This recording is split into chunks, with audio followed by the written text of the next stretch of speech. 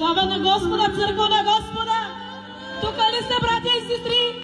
Защото ни дойдахме да изявим човек, но царът на славата от тая църква, слава на своя Бог. Ако си се с очакване църква, отвори се обиталище. За това, човече, ти, който си тук, отвори сърцето си, бъди с очакване, че ще приемеш от живият, от вечният, от всемогъщият дарът на вечен живот. И ти, който не си приел Христос, ела Исус те кани, човече.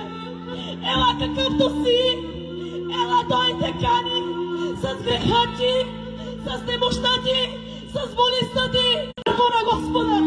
И не живеехме двойствен живот, лъжехме, крадехме, бяхме горделиви, бяхме алчни, но когато дойде болестта при мене, търсих от Господа изцеление, търсих благословение, а Бог казва на горделивите се противи, а на смирените дава благодат.